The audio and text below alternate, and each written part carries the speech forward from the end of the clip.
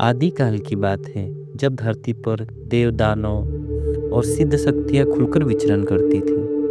उस समय महाकाली की 64 योगिनियां ब्रह्मांड के अलग अलग दिशाओं की रक्षा करती थी। वे तंत्र मंत्र और गुप्त विद्याओं की स्वामिनी थी। उन्हीं में से एक योगिनी थी करालिका। करालिका अत्यंत तेजस्वी, पराक्रमी और अपार सिद्धियों की धनी थी, परंतु उसके स्वभाव में थोड़ा अहंकार आ गया था। उससे अपने रूप और शक्तियों पर गर्व था।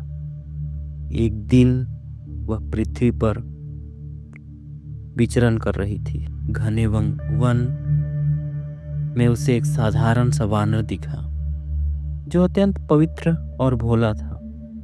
वह कोई साधारण जीव नहीं था। वह वास्तव में एक श्रापित देवगण था, जो तपस्या में लीन था।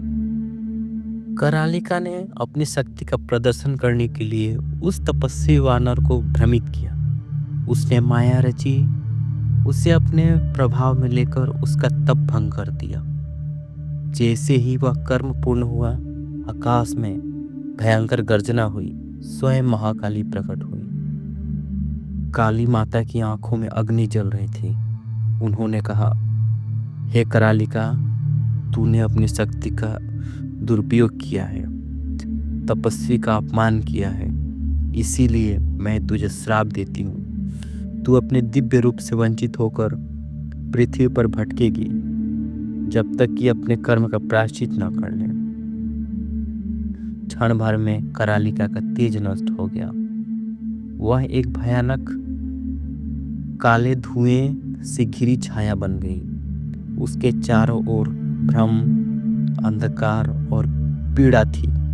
सदियों तक वह शमशान, निर्जन वनों और प्राचीन खंडहरों में भटकती रही, परंतु उसके भीतर पश्चाताप की अग्नि जलती रही। उसने कठोर तपस्या आरंभ की। उसने अपने अहंकार को त्याग दिया और सच्चे मन से काली माता का स्मरण करने लगी। हजारों वर्षों बाद एक अमावस्या की रात्रि को, जब चारों ओर गहरा अंधकार था, अचानक आकाश से दिव्य प्रकाश उतरा। काली माता पुनः प्रकट हुई। उन्होंने कहा, करालिका, तेरा प्रायश्चित पूर्ण हुआ। तूने अपने दोष को समझा और आत्मा को शुद्ध किया। अब मैं तुझे नया रूप और वरदान देती हूँ। उस क्षण करालिका का रूप बदलने लगा। उसके चारों ओर असंख्य भौरों का झुंड मंडराने लगा। उसकी शरीर स्वर्ण श्यामा आभा से चमक उठी।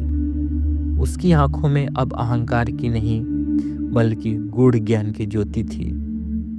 काली माता ने घोषणा की, आज से तू बामरी देवी के नाम से जानी जाएगी। तू तंत्र मंत्र, रहस्यमय साधनाओं और गुप्त विद्याओं की अधिष्ठात्री देवी होगी।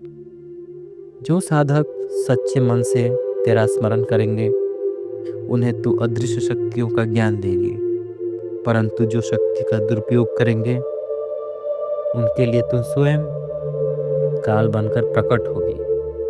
तभी से कहा जाता है, अमावस्या की रात्रि में शमशान के पास यदि मधुर भौरों की गूंज सुनाई दे, तो समझ लेना चाहिए कि बामरी देवी किसी साधक की परीक्षा ले रही हैं।